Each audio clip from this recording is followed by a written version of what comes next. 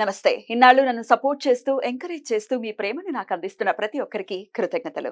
అలాగే ఈ వీడియో కూడా ఖచ్చితంగా మీకు ఉపయోగపడుతుంది. లైక్, షేర్ అండ్ సబ్స్క్రైబ్ చేసి మీ సపోర్ట్‌ని నాకు అందించండి. అలాగే ఈ వీడియో పట్ల మీకున్న అభిప్రాయాన్ని కామెంట్ సెక్షన్‌లో కామెంట్ చేసి తెలియజేయండి. ఇప్పుడు వీడియోని చూద్దాం. ఓం శ్రీ గణేశాయ నమః. ఓం శ్రీ విష్ణురూపాయ నమః శివాయ. నమస్కారమండి.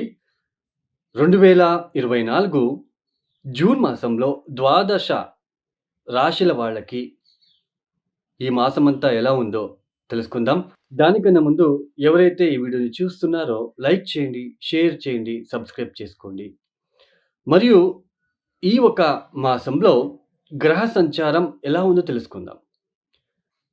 ఈ ఒక మాసంలో రాహు మీనరాశిలో సంచారం, కేతు కన్యా రాశిలో సంచారం, శని కుంభరాశిలో సంచారం. అయితే ఈ ఒక శని భగవానుడు ఈ మాసం 30వ తేదీ నుంచి వక్రించి సంచారాన్ని ప్రారంభం చేయబోతున్నారు. గురువు వృషభంలో సంచారం. ఈ మాసంతో గురు మనకి ఉదయిస్తున్నాడు, అంటే మౌఢ్యమి నుంచి బయటకి వస్తున్నాడు. సూర్యుడు జూన్ 15వ తేదీ వరకు వృషభంలో సంచారం, తదుపరి మిథున రాశిలో సంచారం. కుజుడు ఈ మాసమంతా కూడా మేషరాశిలో సంచారం. శుక్రుడు వృషభ మిథున రాశిలో సంచారం. బుధుడు మిథున కర్కాటక రాశిలలో సంచారం. ఇక్కడ శుక్ర మౌఢ్యమి అనేది ఇంకా కొనసాగుతుంది. జూలై 11వ తేదీ వరకు కూడా శుక్ర మౌఢ్యం అనేది ఉంటుంది. అయితే గురు మాత్రం ఉదయిస్తున్నాడు. ఇక్కడ ముఖ్యంగా ప్రేక్షకులకు ఒక సందేశాన్ని ఇవ్వాలనుకుంటున్నానండి. చాలా మందికి ఇప్పుడు గురుబలం వచ్చేసింది, బాగా అవుతుంది అని చెప్తున్నారు. బట్ మాకేమీ మంచి జరగట్లేదు అని కొంతమంది కామెంట్స్ పెట్టడం చూస్తున్నాము. అయితే ఇక్కడ మెయిన్ అండి, అష్టక వర్గ బిందువులు ఇంపార్టెంట్, మరియు దశాభుక్తి కూడా ఇంపార్టెంట్ అండి. ఇప్పుడు మేషరాశి వాళ్ళకి గురుబలం వచ్చింది, అంటే ద్వితీయ స్థానంలో గురువు గారి సంచారం జరుగుతున్నది. మీ జన్మ జాతకంలో వృషభ రాశికి గురువు గారు ఎన్ని బిందువులు ఇచ్చారు? మీరు పుట్టినప్పుడు ఒక్కొక్క గ్రహము ఒక్కొక్క రాశులలో పాయింట్స్ ఇచ్చుకుంటూ వస్తుంది తన ఒక స్ట్రెంగ్త్‌తో.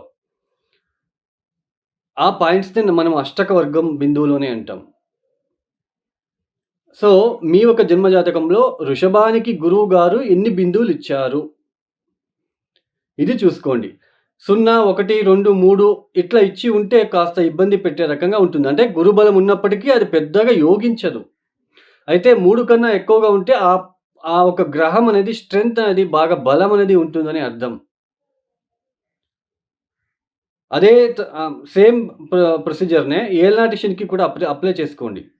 కొంతమంది ఏలినాటి శని ఇబ్బంది పెట్టదు. ఇబ్బంది పెట్టినా బయటపడుతూ ఉంటారు. కొంతమందికి చాలా డిప్రెషన్‌కి వెళ్ళిపోతారు. ఏలినాటి శని టైంలో చాలా మానసిక పరమైన డిప్రెషన్స్, అపవాదాలు ఎక్కువగా వస్తాయి. శని జన్మరాశిలో వచ్చినప్పుడు ఆ రాశిలో ఎన్ని ఇచ్చాడు బిందువులు అని చూసుకోండి. 0, 1, 2, 1, 2 ఇచ్చి ఉంటే చాలా డేంజర్. చాలా డిప్రెషన్‌లోకి తీసుకెళ్తాడు. మరియు మీ యొక్క దశాభుక్తి కూడా చాలా ఇంపార్టెంట్ అండి. దశా పీరియడు ప్రతి ఒక్కరికి చాలా ఇంపార్టెంటు. ఏ దశ జరుగుతుంది? భుక్తి ఏంటి? ఆ దశాభుక్తికి తగ్గట్టుగా మనం పరిహారాలు చేసుకుంటూ వెళ్ళాలి. ఇప్పుడు బుధ మహాదశ రాహుభుక్తి జరుగుతుంది అనుకోండి. శివ సహస్రనామం చదువుకోవాలి. మనమే ప్రతిరోజు చదువుకోవడము, లేదా మనము పంతులతో ఏదైనా శివాలయానికి వెళ్ళి శివ సహస్రనామం చేయండి అంటే చేస్తారు. అదే ఇప్పుడు మనకి గురు మహాదశలో రాహుభుక్తి అనుకోండి. తిలా హోమం చేసుకోవాలండి. తిలా హోమం అంటే ఇది పితృదోషాలలో పితృదోష పరిహారం చేసేటప్పుడు ఆ పరిహార భాగంలో తిలా హోమం అనేది కూడా ఒకటి ఉంటుంది. అదే చంద్రమహాదశలో శుక్రభుక్తినో, బుధభుక్తినో అలా ఉన్నప్పుడు, లేదా శుక్ర మహాదశలో చంద్రభుక్తి ఉన్నప్పుడు మహాలక్ష్మి అమ్మవారిని పూజించాలి. ఇలా దశాభుక్తిలో వచ్చినప్పుడు మనము వాటికి తగ్గట్టుగా ఆ దశాభుక్తి రాకున్న ముందే పరిహారాలు చేసుకోవాలి. రేపు ఎగ్జామ్ అన్నప్పుడు పిల్లవాడు చదివితే ఏమవుతుంది? ఎగ్జామ్ రాస్తే మనకి నో యూజ్ కదండీ. సో, అలానే దశాభుక్తి ఇంకొక 1 మంత్‌కి ప్రారంభమవుతుంది, నెక్స్ట్ మంత్ వస్తా ఉంది అన్నప్పుడే మీరు మేలుకొని మీరు ఆ పరిహారాల్ని అప్పటి నుంచే పాటిస్తూ వస్తే ఆ ఒక పెద్దగా దశాభుక్తి పెద్దగా ఇబ్బంది పెట్టినప్పటికీ దాని నుంచి బయటపడే మార్గం కూడా చూపిస్తుంది. సో, ఇది అండి మీకు తెలియాలని చెప్పాను. అష్టకవర్గ బిందువులను చూసుకోండి, దశాభుక్తిని చూసుకోండి. వాటికి తగ్గట్టు పరిహారాలు చేసుకుంటూ వెళ్ళండి. సో, మీరే స్వతహా పరిహారాలు చేసుకోవడం ద్వారా చాలా బ రిజల్ట్ అనేది తొందరగా చూడొచ్చు. మీరే కాయ, వాచ, మనస, భక్తితో మీరు పరిహారాలు చేసుకోవడం ద్వారా ద్వాదశ రాశుల వాళ్ళ ఒక ఫలితాలు ఒక్కొక్క రాశికి ఎలా ఉంటుందో మనము చూసుకుంటూ వెళ్తామండి. ఇక మకర రాశి. ఈ మకర రాశి వాళ్ళకి ఈ మాసంలో యోగిస్తున్న గ్రహాలు ఏవి అని తెలుసుకున్నట్లు గనకైతే ఈ మాసం నుంచి గురువు శుభ ఫలితాలని ఈ మాసం నుంచి ఇస్తున్నాడు. ఎందుకు అని చెప్తాను. ఈ మాసం నుంచి గురువు పూర్తిగా శుభ ఫలితాలను ఇస్తున్నారు. తృతీయంలో రాహు శుభ ఫలితాలు ఇస్తున్నారు. జూన్ 15వ తేదీ తర్వాత సూర్యుడు శుభ ఫలితాలను ఇస్తున్నారు. బుధుడు కూడా శుభ ఫలితాలని ఇస్తున్నారు. ఇక గత మాసంలో మనం చూసుకున్నట్లు గనకైతే మే మాసంలో ఇక్కడ ముఖ్యంగా తృతీయ స్థానంలో రాహువు పైగా కుజుడు. ఇలా రాహువు, కుజుడు 6వ స్థానంలో గనక 3వ స్థానంలో ఉన్నప్పుడు ఓవర్ కాన్ఫిడెన్స్, మొండి ధైర్యం, ఓవర్ కాన్ఫిడెన్స్ అనేది ఎక్కువగా ఉంటుంది. ఇక్కడ ఓవర్ కాన్ఫిడెన్స్‌తో పాటు మీ యొక్క ఆలోచన విధానం పంచమ స్థానంలో గురువు హస్తగతమైపోయి ఉన్నాడు. మీ మే మాసంలో. శుక్రుడు కూడా హస్తగతమయ్యారు. పైగా బుధుడు, పైగా సూర్యుడు. అంటే ఓవర్ కాన్ఫిడెన్స్‌తో మీ ఒక బుద్ధి భ్రమణం చెంది డబ్బులు కోల్పోయి ఉండే ఆస్కారం ఉంటుంది. ఏదైనా సమ్ లాసెస్ అయ్యి ఉండే ఆస్కారం ఇక్కడ కనిపిస్తూ ఉంటుంది. అది ఏ విషయంలోనైనా కావచ్చు. డబ్బులు నష్టపోయి ఉండే ఇక్కడ ఆస్కారం ఉంటుంది. అయితే ఇక మీద అలా ఉండదు. కుజుడు తృతీయాన్ని వదిలి చతుర్థానికి వచ్చేస్తున్నాడు. చతుర్థాధిపతి చతుర్థ స్థానంలో అయినా అర్ధాష్టమ కుజ దోషం అనేది ఉంటుంది.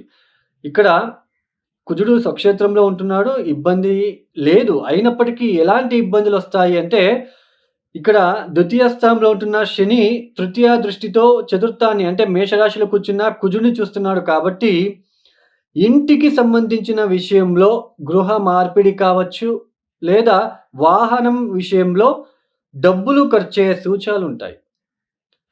అంటే ఇప్పుడు ఏదో ఒక ఇంటికి ఇప్పుడు కొత్త ఉద్యోగం వస్తుంది. ఉద్యోగం వచ్చిన తర్వాత ఏదో మనం ఓన్ హౌస్ చేద్దామని లేదా సిటీకి వెళ్ళిపోతున్నామని అక్కడ ఇల్లు తీసుకోవడం ద్వారా అక్కడ మీరు రెంట్‌కి కావచ్చు ఎక్కువ డబ్బులు పే చేయాల్సి ఉంటుంది. ఇక్కడ ఇట్లా డబ్బులు ఖర్చయ్యే సూచనలు.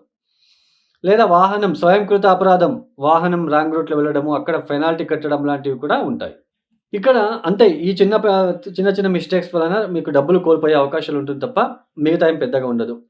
ఇక పంచమ స్థానంలో గురువు ఇక మీద ఉదయిస్తున్నాడు. హస్తగతం త్యాగం చేస్తున్నాడు కాబట్టి పూర్తిగా శుభ ఫలితాలు ఇవ్వడానికి అవకాశం ఉంటుంది. వైవాహిక జీవితంలో అభివృద్ధి, సంతోషంగా ఉంటారు.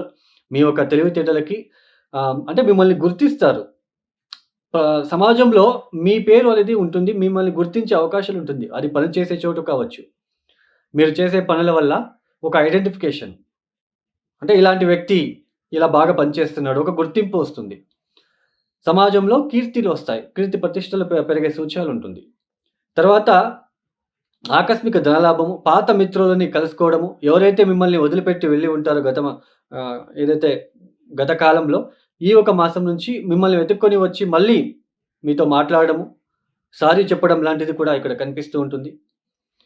తర్వాత ఆకస్మిక ధనలాభము, సంఘంలో గౌరవ మర్యాదలు, దూర ప్రయాణాల వల్ల లబ్ధి చేకూరే అవకాశం ఉంటుంది. అంటే మంచిగా ఉంటుంది. ఈ ఒక మాసం నుంచి కాస్త అభివృద్ధిలోకి వస్తారు. ఈ ఒక మాసంలో చివరి ఒక సమయానికల్లా కాస్త ఉద్యోగం లభించే సూచనలు కూడా ఉంటాయి.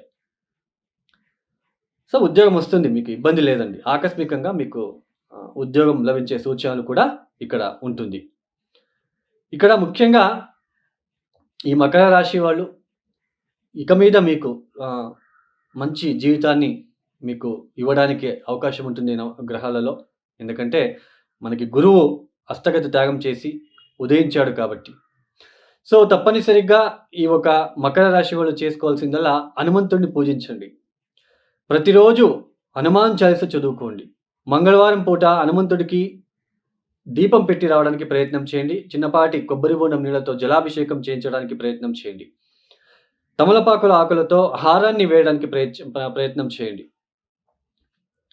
తర్వాత ఇక్కడ ముఖ్యంగా ప్రతిరోజు కూడా దత్తాత్రేయ స్తోత్రాల పఠన, దత్తపారాయణం చేసుకోవడము, శివ సహస్రనామము, శివుడికి పసుపు నీళ్ళతో అభిషేకాలు చేసుకోవడము. తర్వాత ముఖ్యంగా కుక్కలకు ఆదివారం పూట, సాయంత్రం పూట తినడానికి ఏదైనా ఇవ్వడానికి ప్రయత్నం చేస్తున్నట్లయితే మరిన్ని శుభ ఫలితాలు పొందుకోవచ్చు. ఈ యొక్క వీడియో మీకు నచ్చితే లైక్ చేయండి, షేర్ చేయండి, సబ్స్క్రైబ్ చేసుకోండి. సర్వే జనో సుఖినో భవంతు. ధన్యవాదములు.